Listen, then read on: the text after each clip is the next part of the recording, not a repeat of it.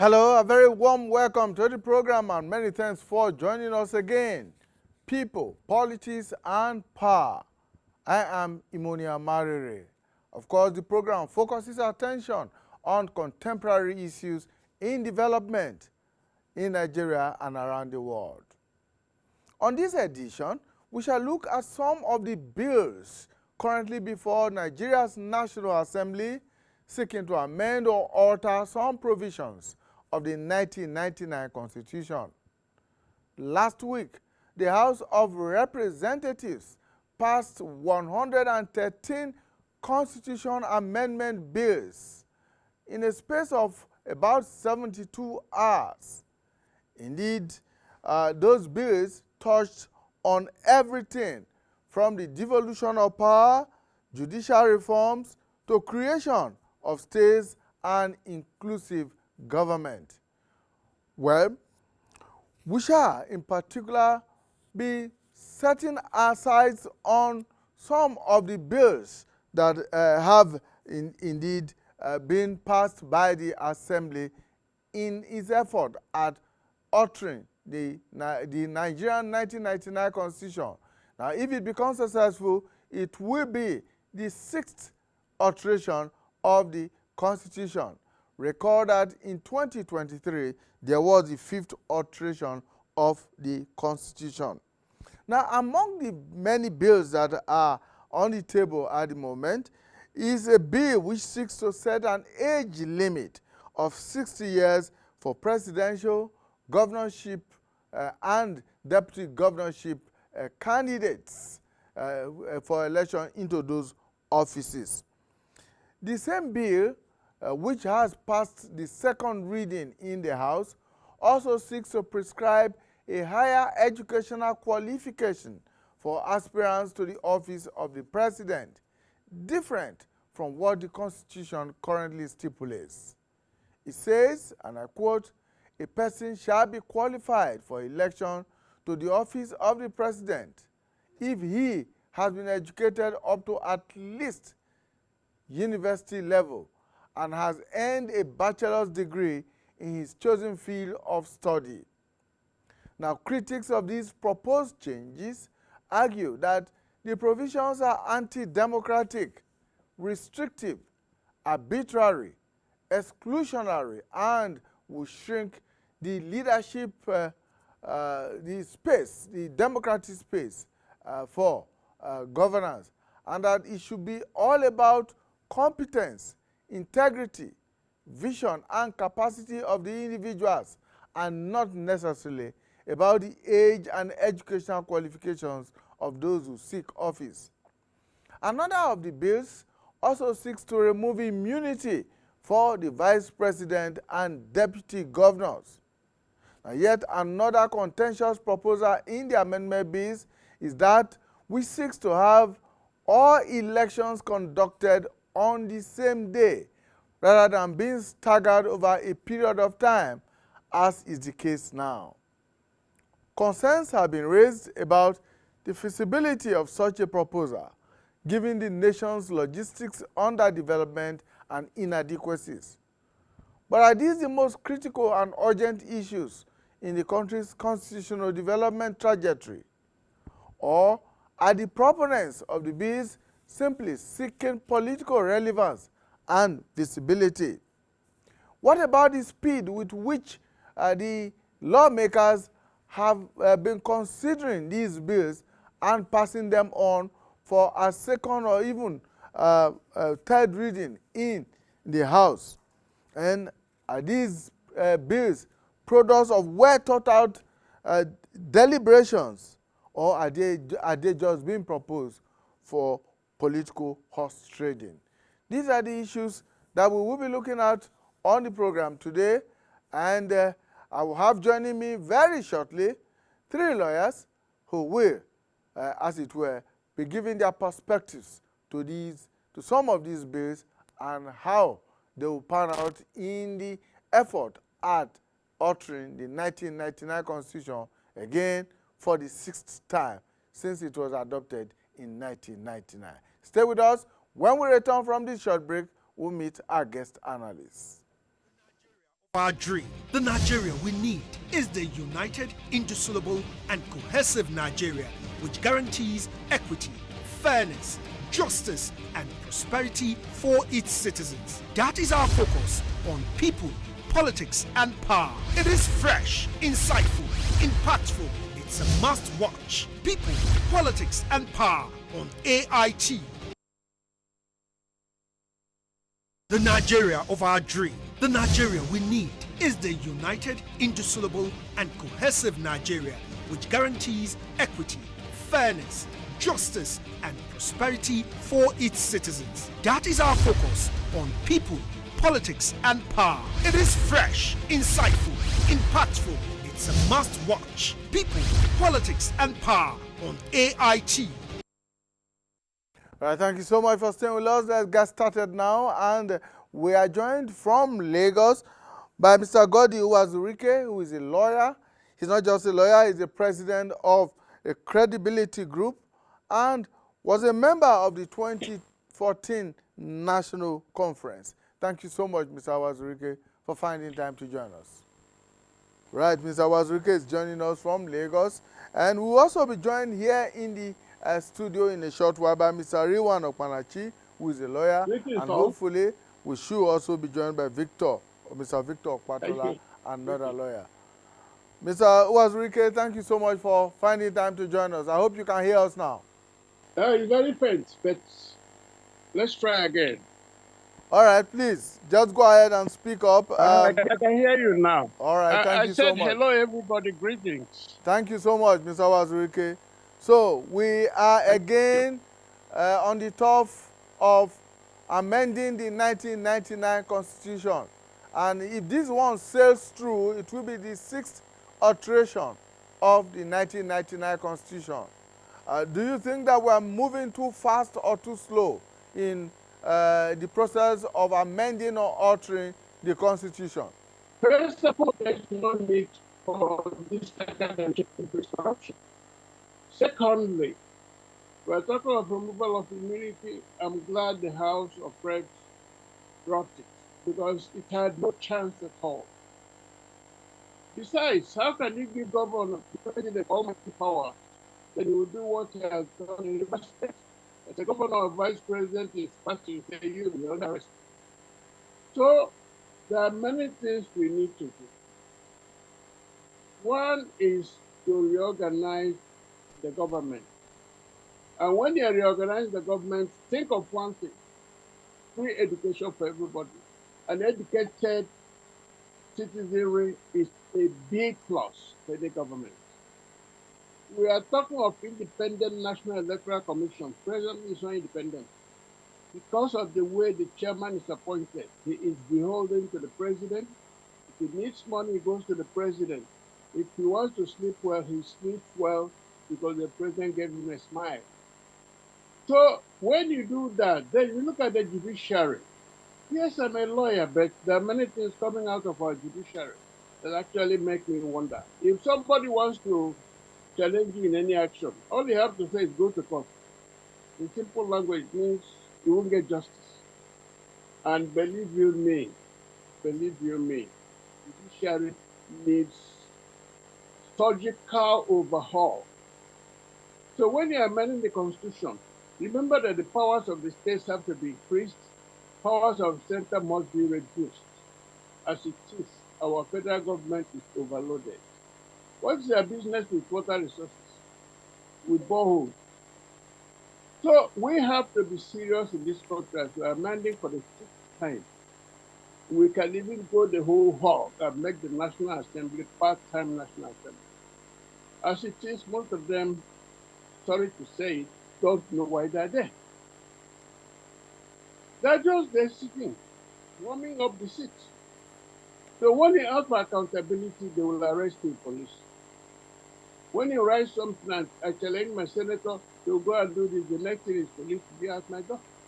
And let me also say this: police, SSS, anybody, nobody has been able to prosecute one defamation case completely. You only convince the person to say so our constitution must be amended protect the poor. The other angle, I mentioned education, there must be health service. It's our right. The money is there. If the money is there and you can afford to buy aircraft and the latest model of cars, why can't you give us free health? Why can't you give us free education all around? This thing, this country needs help from ourselves, not from outside, because the world has too much bothering it to think of Nigeria as a sick nation. So we need that amendment. All right, Mr. And Wazirike, of course, let's bring in any country our without other guests who are on the program now. I'm here in the studio with Mr. Rewan Okpanachi, who's a lawyer. Thank you so much for joining us. Thank you. Right. Now, before you came in, we did say that the National Assembly is at the moment considering a number, vast scores of bills as constitutional amendments to the 1999 Constitution. If these amendments go through, it will be the 6th alteration of the Nigerian Constitution 1999. In other words, between 1999 and now, we have had 5 alterations, the last being that of 2023. Now, only last week, the House of Representatives passed 113 amendment bills to the Constitution. And a lot of people are saying that perhaps we are casting, or the lawmakers are casting their nets too wide, considering 113 amendments to the Constitution in one fell swoop. What are your thoughts? I think I think that may not be right altogether, because from my own understanding, the amendments are segmented. You have the one that has to do with the judiciary.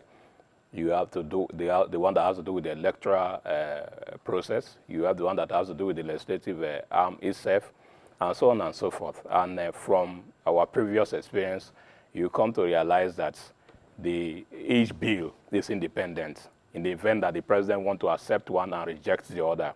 So it's not a big deal. And I acknowledge the fact that this is the 6th amendment that we are embarking on. The last was the 5th amendment.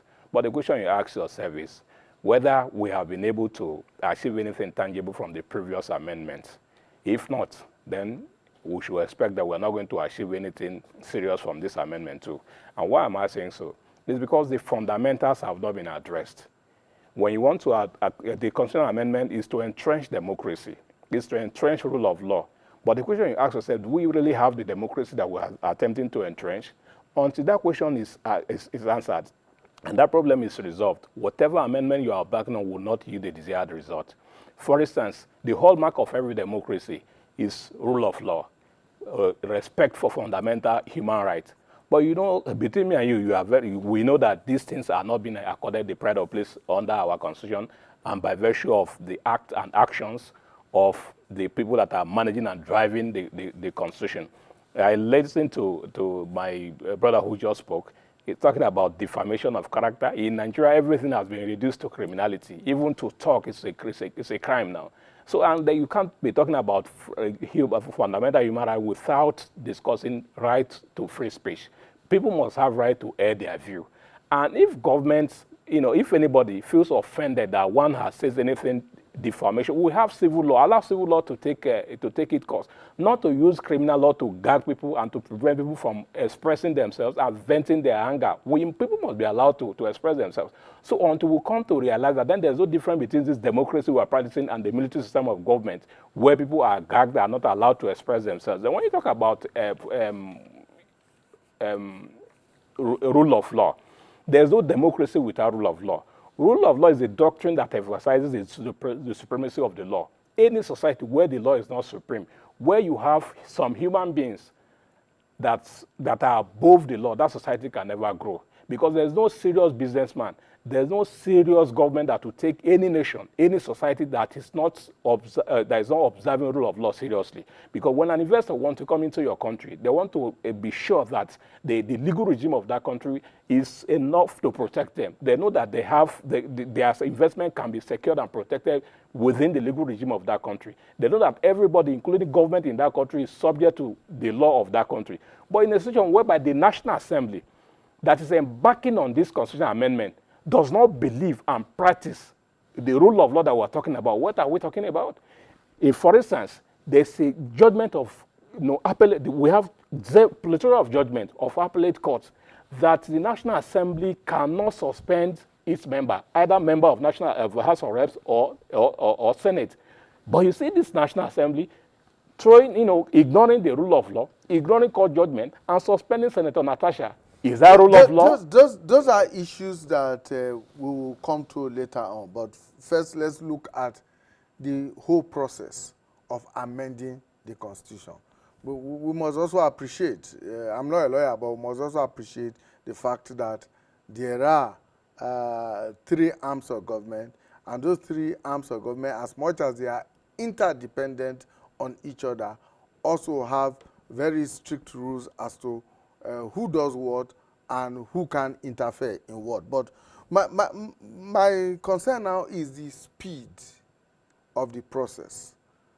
In 1 week, we have seen 113 amendment bills pass through the House of Representatives, for instance.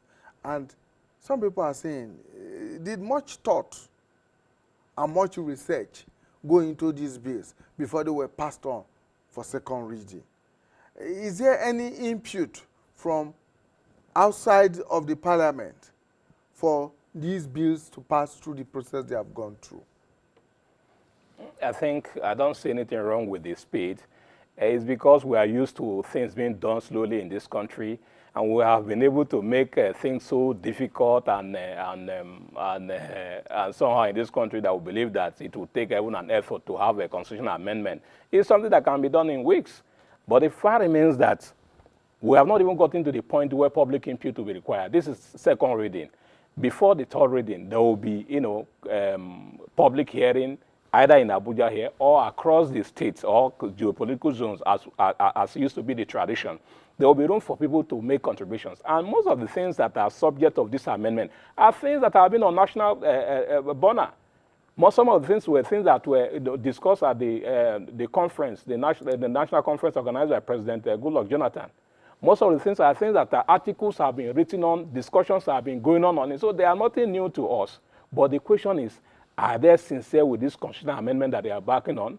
Nothing suggests to me that they are sincere, because if you are sincere, you must show to us and demonstrate to us that you believe in this system, you believe in this constitution that you want to amend.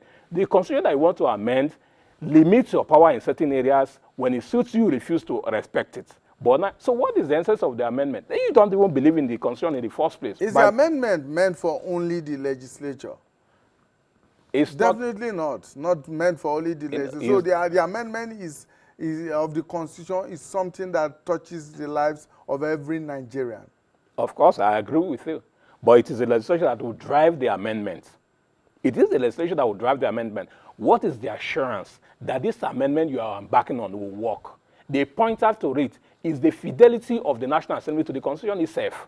You cannot abuse the Constitution, rape the Constitution, dance on the grave of the Constitution, and want to amend the Constitution and tell us that, yes, Nigeria should expect something good from it. It's not possible. It is not possible. So let us live by, demonstrate that they believe in this Constitution by observing rule of law, particularly when the judiciary has made a pronouncement that you don't have power to do certain things. You must respect that decision. You must respect the Constitution before we believe in whatever you want to do as far as the amendment is concerned. Let's bring back Mr. Owazurike now, who is with us from Lagos. Mr. Owazurike, you were a member of the 2014 National Conference, and that conference actually put forward a number of amendments to the 1999 Constitution, which unfortunately may not have been carried out over the years. Between 2014 and 2025, some of those proposed amendments are still wasting away or indeed left to rot in the shelves. So the question that many Nigerians are asking is, why is it that at every turn of event, at every new National Assembly, there must be a constitutional amendment process? Well, I understand that Mr. Owazurike is not there right now, but we hope that he's able to rejoin us as quickly as possible. Mr. Kwanachi, I'm going to throw that to you. Between 1999 and now, we have had 5 alterations of the Constitution. Every National Assembly, every new National Assembly has made it a point of duty to carry out constitutional amendment. If you look at where we are coming from, or where we have borrowed our presidential system of government and our presidential constitution from, the United States of America, it's very unlikely that we have had as many amendments or alterations of the constitution as we have had in Nigeria, almost every 4 years. Yes, there are many factors responsible for the number of amendments that we have had, and including the ongoing effort to further amend the Constitution.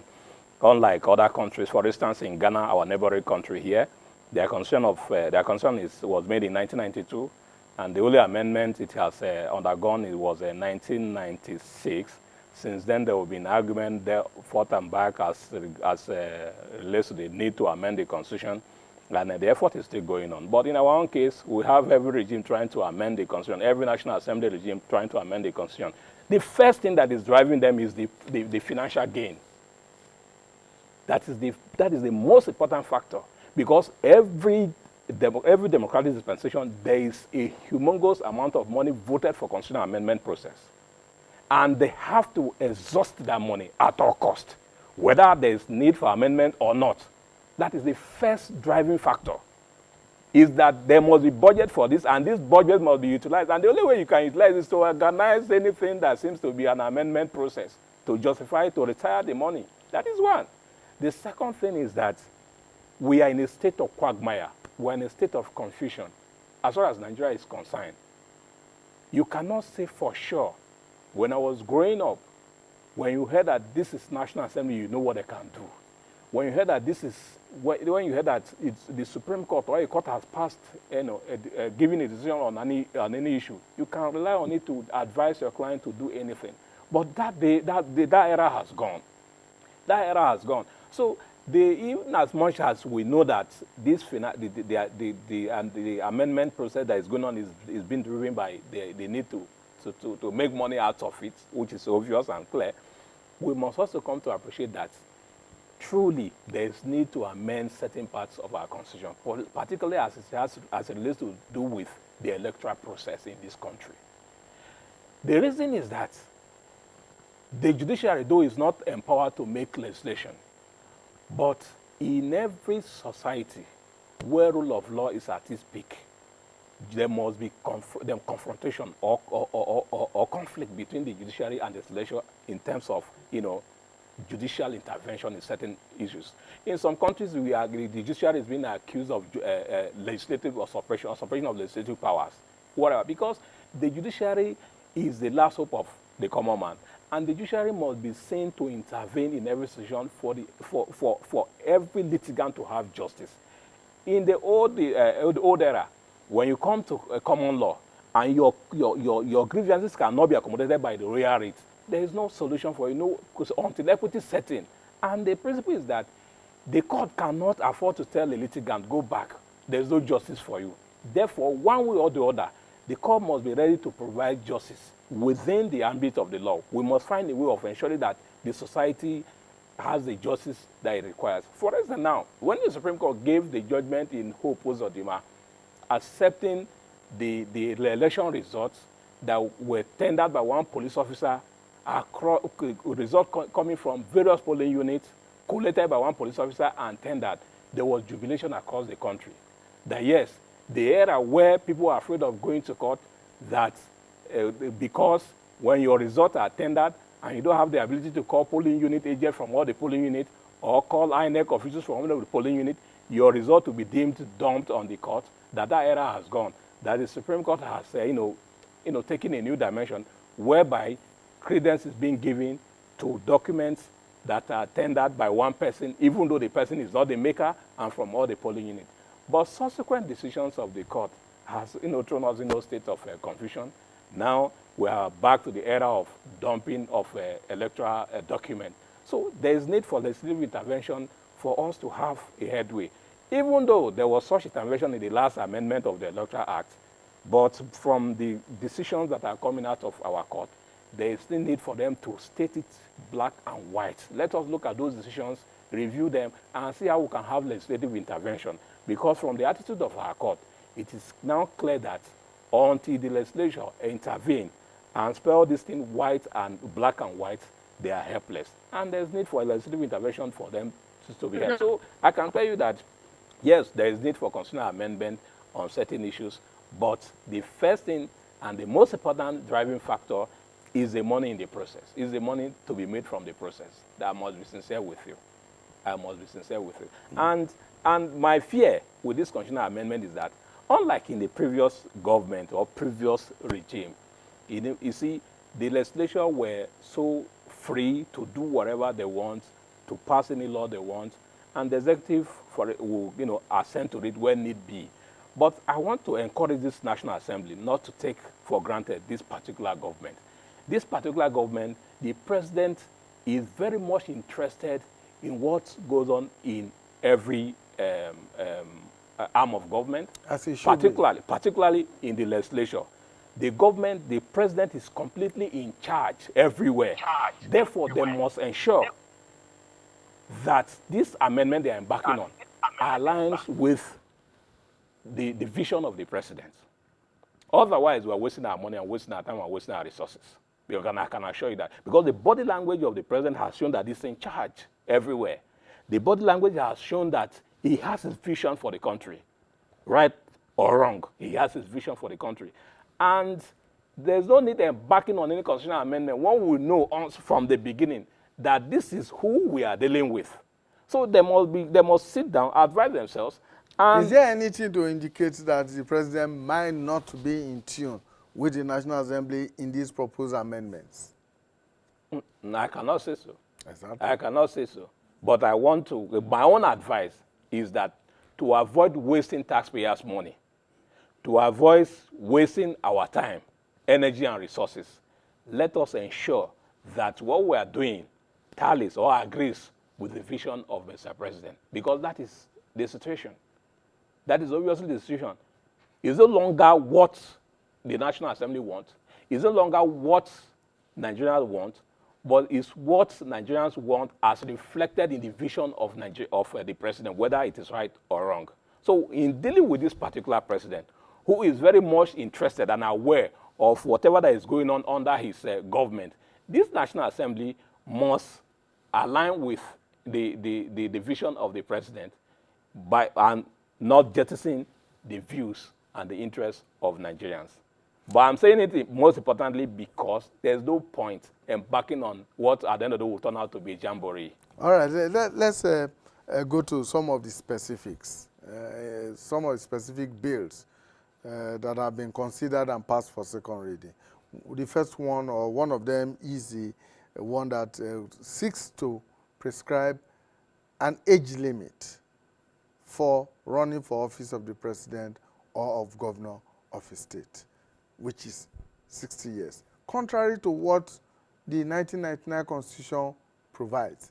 No, it's not contrary. It's an amendment. Yeah, So no, they I want mean, to amend it. So yeah, it's it is. Yes. It runs it is an amendment of what obtains with the current Yes. 1999 Constitution. Yes. The lawmakers are seeking to peg the age limit at 60.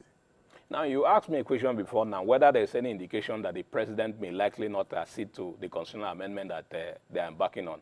Based on this age limit that we have talked about, and based on the age of the president, do you think the president will assent to that particular provision if amended? No, let's not even talk about whether the president wants to or not. Is it democratic for anyone to want to peg the age limit for somebody to run to become president or governor of a state to be 60 years? There's nothing wrong with it. What is democratic is what is acceptable to the people within the ambit of the law. If the constitution, which is the ground norm, is amended to limit age of persons who are vying for certain Should offices. the question is, should it be amended? Should it If be? Nigerians, they say one thing we need to is just that we have an aberration in this country, whereby we elect people to the National Assembly and they do what they want, not what the people want. Otherwise, it is taking that whatever that happens in the National Assembly is a reflection of what Nigerians want, because they are represented people. So if that is the case, and such amendments go through after public hearing and whatever, it means that is what Nigerians want. The country is all about Nigerians. If Nigerians says, look, just as we have between 0 to 18, you cannot contest the election, it was okay, because of certain situations and the advancement in the world, let's limit the age of our What is president. the advancement in the world today in terms of age of running for president? What is the norm in other climes, in other democratic climes? Do we have situations where No, we have. where it is pegged at, say, 60 or even less than 60 for you to run for any office? We have. You see, Where? let me tell you something. We have leaders in this country today that are not even ICT savvy. We have leaders in the country today that cannot even press what they call computer. I've seen leaders, I've seen some commissioners, some House of Assembly and House of Reps members who find it difficult to even use WhatsApp. So in such situation, Is that a function of age? largely it is. Largely it is. Because for instance, you see, when you compare our country and other countries, for instance, in the United States of America, you discover that what we are embracing today in terms of ICT and other things are things that they have overcome over the years. Therefore, age is no longer a problem as far as those things are concerned. When you talk about the strength and the ability to work as a president in this country, for instance, in the United States of America, the system is working. Whether you like it or not, the system will work. People will not dance to your tune because you are the president. And that's why you see Scott coming out to stop President Trump from doing certain things, and you obey. So in a country where the system is working, He's not obeying cause anyway. He's doing not. to some extent. What we see every day Not is to a very a large defiance of the system and He's of using the judicial this system. to some extent. It's to some To a extent. very large extent. To some extent. And I am not citing Trump as an example. I'm citing U.S. as an example. No, but Trump Now, is in power in the U.S. and yes. he's changing the dynamics of the system in the U.S. And he has usurped the powers of Congress and is signing executive orders every day. This point that you have made, shows to us clearly that democracy is failing across the world, not only in Nigeria. And we have reached a point where people will be allowed to determine the kind of governance they want. What is important is for us to have good governance. It doesn't matter the nature of the government, whether it is autocracy, whether it is military, whether it is democracy. We have gotten to a point in Africa and even in the world that what matters is the interest of the people. Can the interest of the people be protected within any nature kind of governance that is adopted? If it is here, so fine. If, for instance, I did an article of recent, I was wondering, why is it that the leader of Burkina Faso is being celebrated everywhere across the country? When John Mahama was being sworn in as the president of Ghana, he came there. There was a standing ovation. Everywhere he goes in Africa, he's being celebrated. Even though we say the military government is an aberration, but it's being celebrated. We have democratic leaders that are not being celebrated, that are being stoned and being lampooned everywhere. That means Africans are tired about any government that will not bring food to the table, any government that will not lead to rule of law, any government that will not guarantee their freedom of speech. So what matters now is a government that cares about the people, a government that prioritizes the interests of the people, and not whether it is democratic, military, autocratic, monarchical, or whatever. And that is what is playing out in the United States of America. But coming to Africa, the reason why age limit matters in Africa, particularly in Nigeria, is because you need strength for you to do everything as a leader in this country. If you the man that you are trusting there is on his own has his own interest that is projecting, other than your own interest and the interest of your government. And what is the guarantee that even a younger person will not have his own interest and his own is projecting? No, the essence of it. We have seen it with state governors. No, for instance, let me give you an instance. what I can consume before coming to this place. I was preparing a process. I took my time to read about several, read several decisions and whatever. You do get it for me. But there's an age that you come. Even now, I can't do certain things that I can do that I was able to do 10 years ago. So if we are in a system, and in doing it, I was able to leverage on IT. But when you are in an age that you cannot use IT, and the strength is failing you, there's nothing you can do. But you know there's an assumption that certain people at certain age cannot leverage IT. It's an assumption because, I mean, there are 80-year-olds, 19-year-olds who are very, very astute and competent. What is the percentage? We are not saying that. We are not. They are even when you meet our leader, for instance, Chief Kamara Gabi SCN, I will adopt my heart for him because he is very IT savvy. Exactly. Are you getting it? Despite his age. But what is the percentage? What is the percentage? Then that is what we are talking about. You have to do a research to what find is the that percentage? Out. And Because those people in particular are not even interested in governance anymore. No, we can't assume that. We can't assume that. So what I want us to understand, no longer, what I want to understand that, as far as I'm concerned,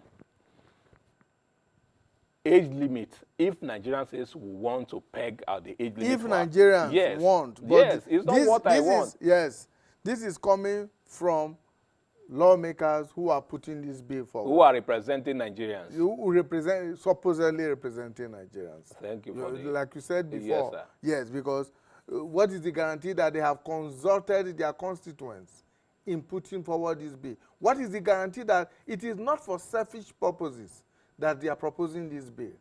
Just like you say that those who are much older have certain interests they are protecting, business or whatever that they are protecting when they get to power. What is the guarantee that those younger people who are proposing this bill, who are seeking to exclude people of 60 years and above, are not doing so for selfish interests? You see, no, this amendment is a reflection of the wrath in our system. Let me tell you, for instance, in other climes, I'll still use the United States of America as an example.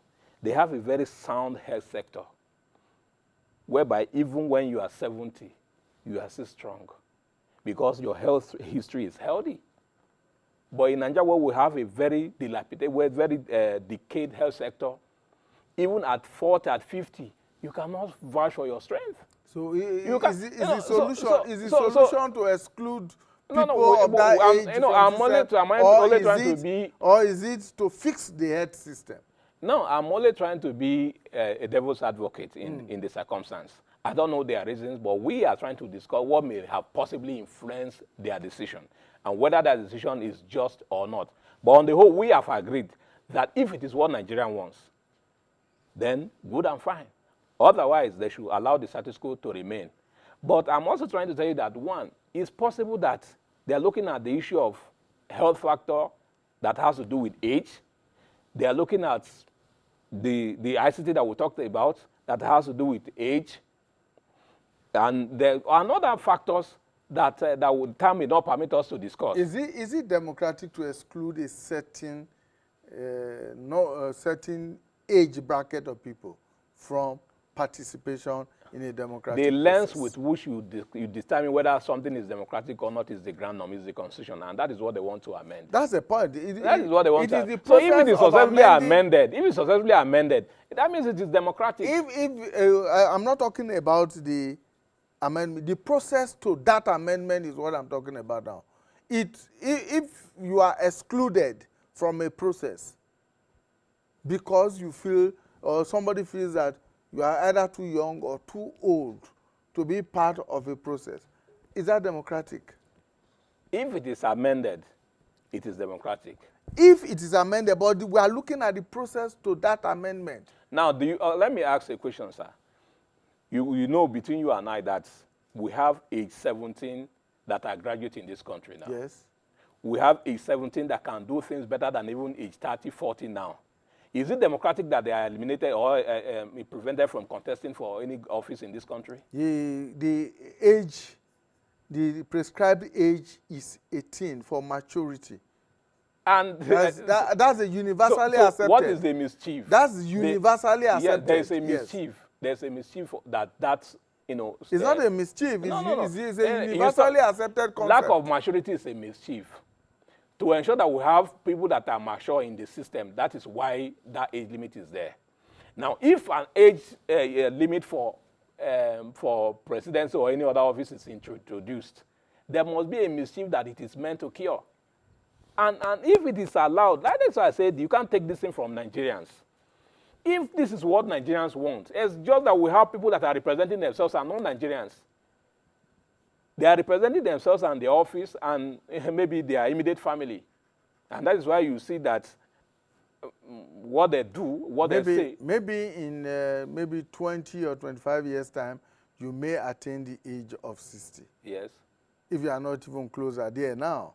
And at that age, you are then told that you cannot become a governor of your state or aspire to be president, or indeed aspire for any other office because of your age. If that is the law, if that is the law, I will abide by it. Would that be a legitimate law? If that is the law, I abide by it. The legitimacy of a law is determined by whether it complies with the Constitution. And in this case, we are talking about the Constitution. I am not advocating that this section must be amended. But I am saying that if the National Assembly want to amend this section and the Nigerians are in support of it, then there's nothing legitimate about it. There's nothing legitimate about it. The question is, this crop of politicians in the National Assembly, are they truly representing the interests of Nigerians? If no, even the people that are affected by this session, this amendment that is to be done, they can come out and protest. They can go to the public hearing and vent their anger and disagreement with the session. That is why there is need for public hearing across the country as to whether even people, they would be 60, people that are about, like you talking about myself, very soon I'll get to that age, maybe the rest less than 20. Are you getting it? In that case, I can now go to the National Assembly and say, don't do that amendment, because in the near future it will affect me, because it's affecting my father, it's affecting my brother, it's affecting some persons that are known that can perform even above that age. But at the end of the day, it boils down to what Nigeria wants. Okay, let's quickly go to one other bill, which also aligns with this one, issue of educational qualification. This current 1999 Constitution prescribes a certain educational qualification for you to run for office, any office. Which is that you must, in fact, attempted school certificate, first school, no, school certificate. You must have had education, whether you have certificate or not. Up to, that's attempted. That's, whether or not you pass your exams, show that, but you have attempted. Yeah. But this new bill is saying that for you to run for the office of president, you should have at least a first degree, a university degree, a bachelor's degree in any field of your choosing at all. If that is what Nigerians want, there's still nothing wrong with it. There's still nothing wrong with it. And that is why you must have to agree with my position, because I know you are in agreement with this session. No, I know that you are in agreement with this section. No, you can't so you cannot agree with this and disagree with the other one. You can't assume that because I agree with at the end of the day, it will still be injustice to some persons. And that is why the standard of whether something is injustice or not is the Constitution. Once the granum is tempered with and is accepted by Nigerians, it becomes a law. Therefore, you cannot be discussing injustice outside the Constitution, because the parameter to discuss injustice is the Constitution itself. You spoke earlier on of individuals who are technologically savvy. And we do know that there are very many people in Nigeria today who are technologically competent and savvy, who may not have first degrees, but who have it all in terms of the technological savviness. Now, when individuals like that who have such competence are available but do not have first degrees, and they are told that they cannot aspire to such high offices because of their inability to produce a first degree, what happens? You know, when you want to discuss every legislation, you must look at it and ask yourself, what is the mischief that that legislation is out to cure? We know before now the history, how many people without certificate, with anything, come to contest our election based on the instant provision. And to cure that mischief, that is why this session is being introduced. That it is not enough for you to show that you attempted, or you went to primary school, with testimonial without result or any other thing. So if that mischief is really a problem to us, and if you agree with me that it is, that means there's nothing wrong with this session, with their attempt, if Nigerians accept it. You cannot impose your own will on Nigerians. I know I'm talking as National Assembly. If Nigerians agree with what they are doing and consent to it, and the bill is passed, and it's accepted to by the president, who is deemed to have been elected by all Nigerians, that becomes the law. And what is the law as far as Nigeria is concerned is the law as it is, not the law as it ought to be. Until it is changed, it remains the law. For now, the law is what it is. And if it is successfully amended, it becomes the law. And the test of any other thing you want to discuss will be that law, and not individual opinion anymore. Is educational attainment the same thing, or does it equal leadership competence? As far as this country is concerned, it is, to some extent. Okay. As far as this country is concerned. And that is why you can see that some part of the countries where people who are highly educated are doing better in terms of standard of living. When you look at poverty index rates in this country, you discover that parts of the country that is not well educated, or that is not as educated as other parts, are suffering from poverty and other things more than that. So you cannot divorce, this situation. That's what I'm telling you, that when you go to some other countries, the system is so good that whether you attain university or not, you are versatile. You are versatile. But we don't have such system in this country. We don't have such. What produces that versatility? Is the fact that the system is not rigged. The system is well nurtured. The system is civilized. There is room for everybody to thrive. And the system is a product of what? It's a product of legislation. Or the product of what the people want. So what we have not gotten to that stage. You see, let me give you an instance. For instance, there's this amendment that they are proposing to limit certain positions for women. It's part of the amendment that they are seeking. And I ask myself, that amendment is unnecessary, because they are trying to force a situation on us. When it is time, women will naturally take what belongs to them. For instance, before now, men were dominating the judiciary, but today I can tell you that the women are now dominating the judiciary. For instance, before now, men were dominating the banking sector, but today you can agree with me that women have taken over the banking sector. So a time will come that women will take over this National Assembly. A time will come that we'll have women as a president, but they shouldn't force it. They shouldn't rush it. They're rushing certain aspects of this amendment that they are trying to embark on. All right, Mr. Okpanachi, Liwan Okpanachi is a lawyer here in the nation's capital. Thank you so much. Let's leave it at that. Our time is up. We must go. And we must extend our appreciation to Mr. Godwin Uwazurike, who is a lawyer and president of Credibility Group. He was a member of the 2014 National Conference. He joined us virtually from Lagos. Unfortunately, we could not reconnect with him in the course of the program. Mr. Okpanachi, thank you for your time. Thank you, sir. All right, that's our program for today. Thank you for investing your time with us. See you again when we bring you a fresh edition of People, Politics, and Power. Bye for now.